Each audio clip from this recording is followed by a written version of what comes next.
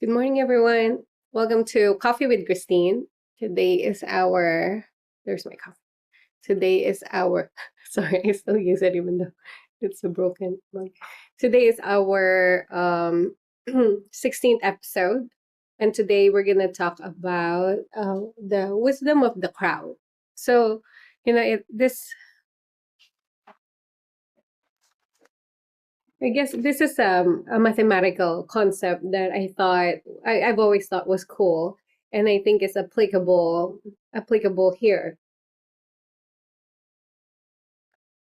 So, just for a quick review, wisdom of the crowd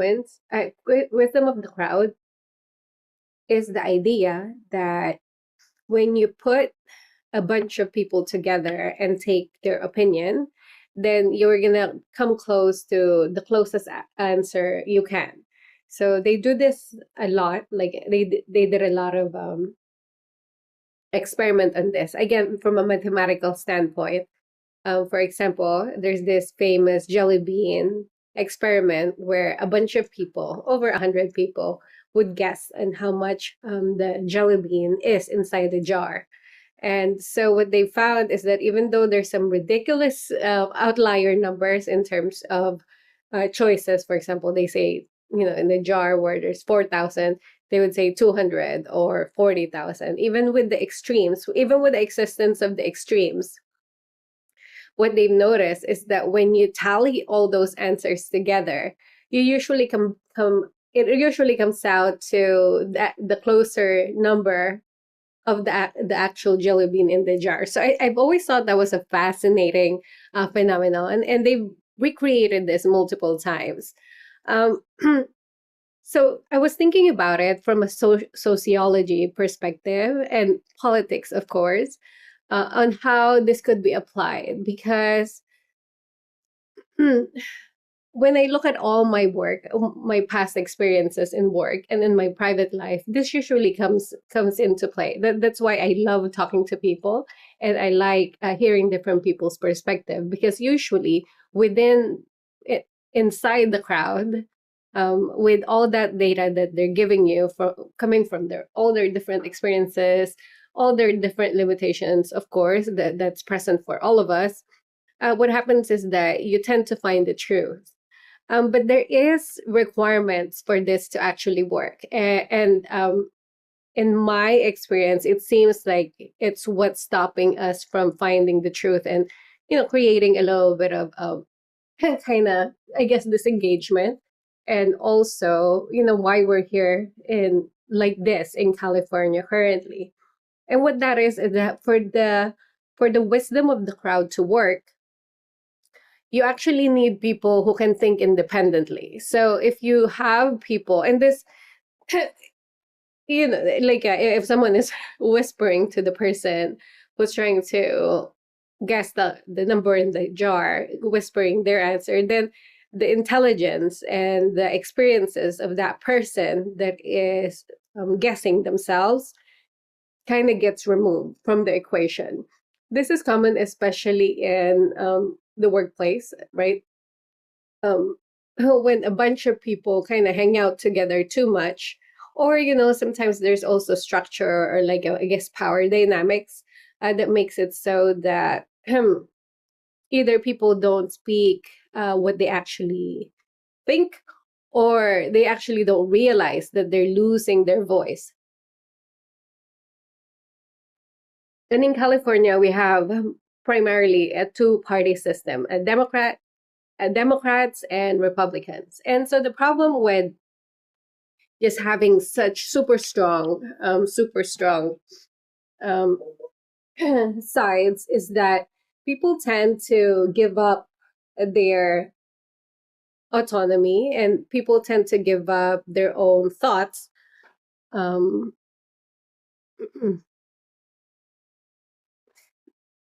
and kind of let the group decide, which is not good. So we call that groupthink. We call that groupthink in terms of psychology of a workplace. You see that often. And so people are not able to contribute properly their skills and their knowledge because of that. And I think a lot of people feel this way because there's some pretty strong groups or strong people that they and their main focus is really to support their party. Um, outside of this being something that is like again a math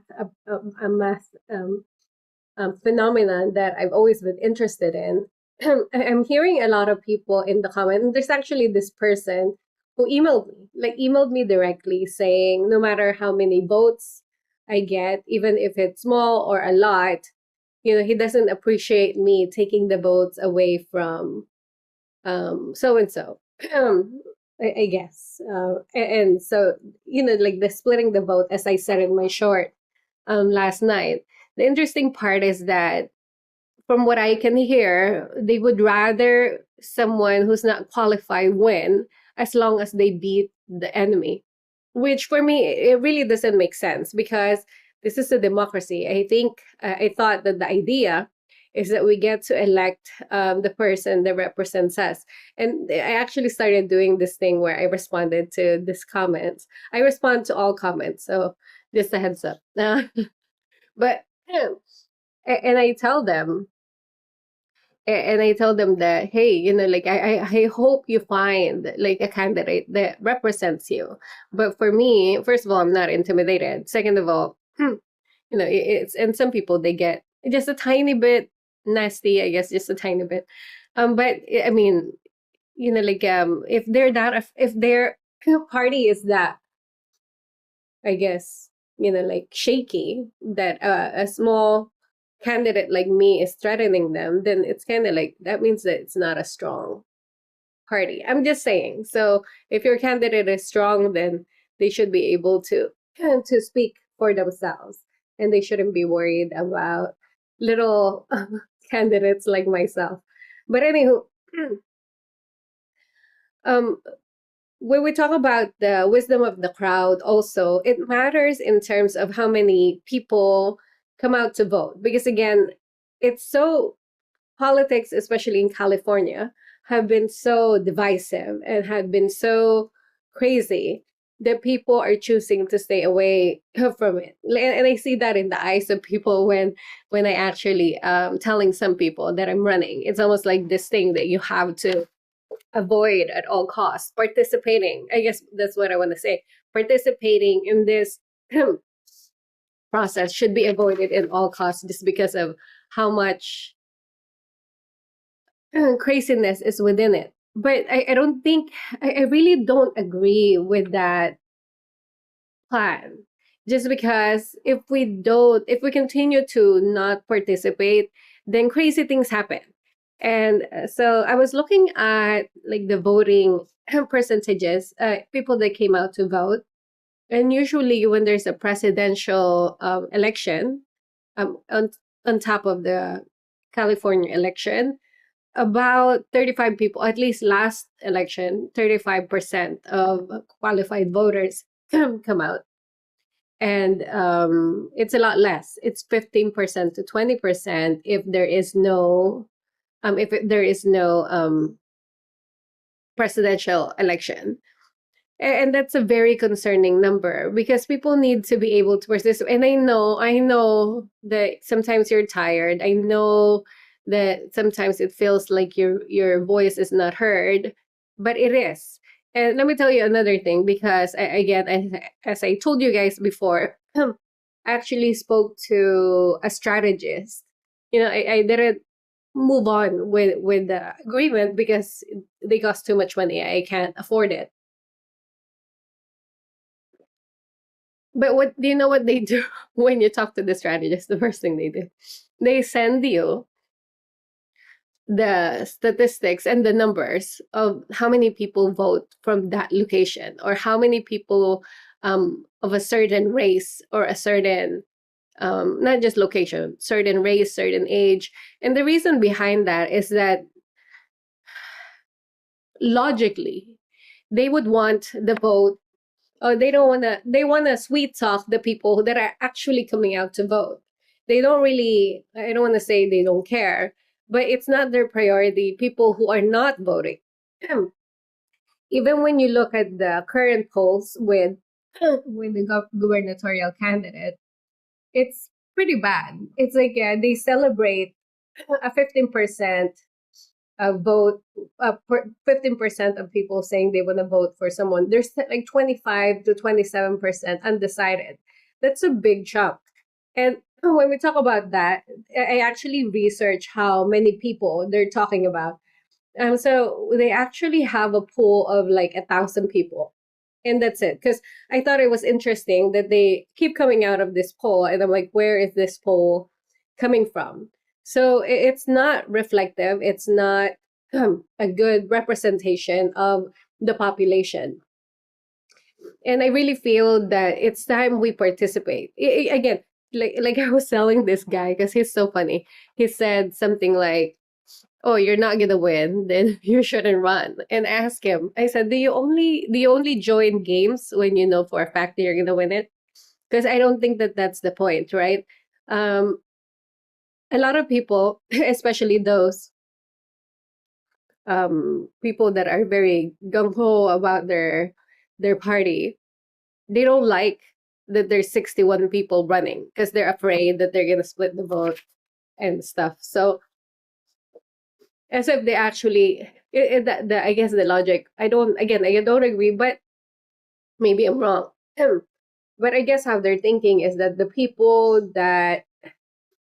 that would vote for me would eventually be taken by their people, which, I mean, there's a lot of candidates, so we don't know that to be the case. But I actually do like the idea that there's 61 candidates this round. And the reason behind that is that I think it's a message that a lot of us are not in a happy place. Like a lot of us feel that there really needs to be a change in California.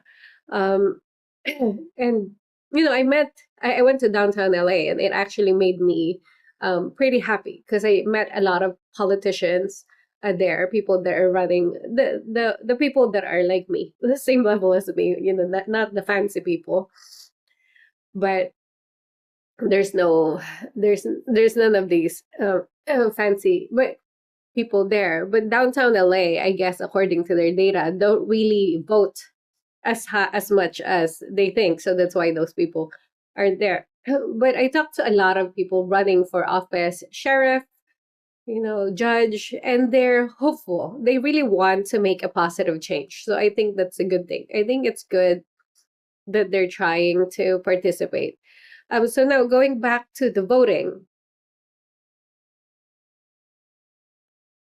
there's this certain, I want to use it as an example, and maybe I'm wrong. Maybe you guys will tell me. But there's this law that was just introduced, and now, thankfully, was overthrown by the California judges. But what it is that they say that if your child have a different name or have a different gender identity or transitioning, by law, they can't tell the parents.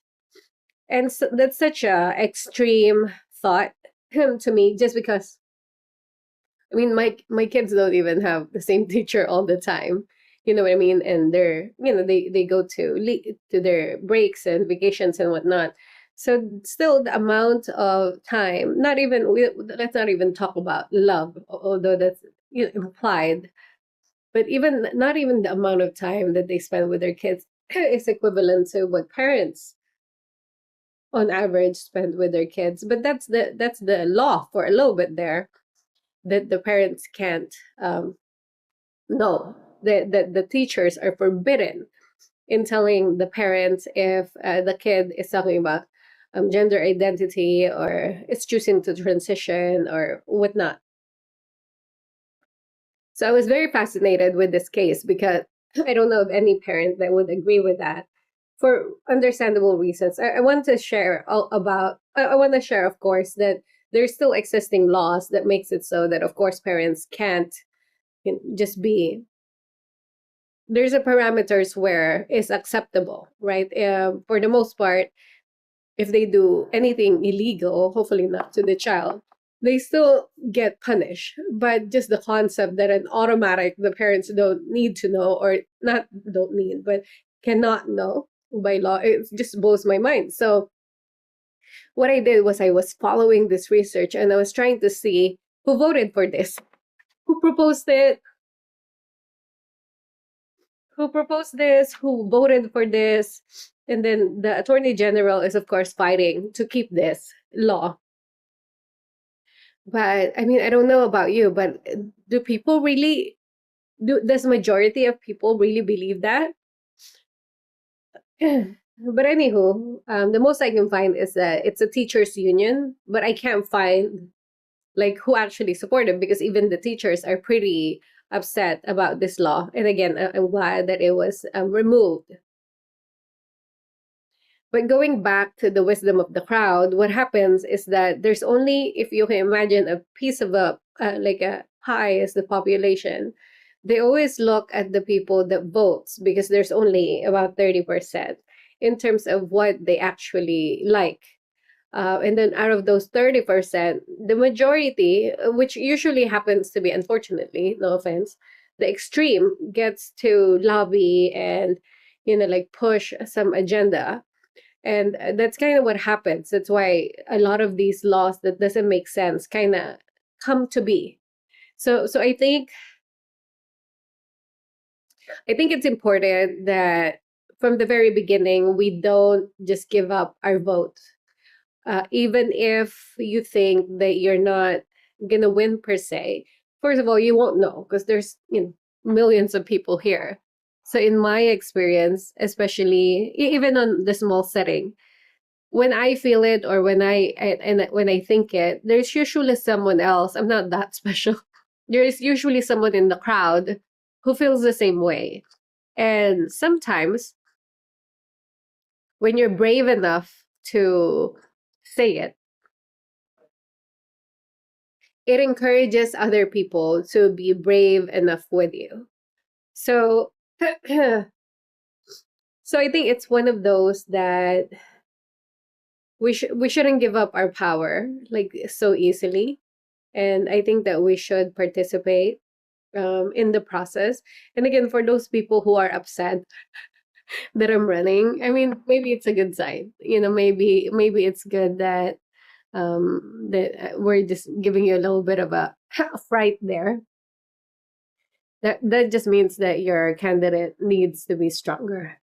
So anywho, so that's my thoughts about that whole thing. I don't know. I don't know if we have other examples. I'm sure there's a lot more examples, but I really wish that there's going to be a lot more people that participate in this voting come June 2nd. June 2nd, because my friends keep forgetting that it's June 2nd. But we'll see. So we'll see if it's going to be more than 35%. But what I hear is that people giving up because they said that it doesn't even matter anyways. So I really hope that that's not the case. And I really hope, and I want to encourage everyone to participate. And even if you're not going to win, I mean, you'll be surprised. But even if you're not going to win, I think it's our duty to speak our mind and have our own guess of the jelly bean. And so hopefully, if majority of the population actually participate, we'll come up with the actual answer. But anyways, thank you for watching Coffee with Christine. I'll see you guys tomorrow.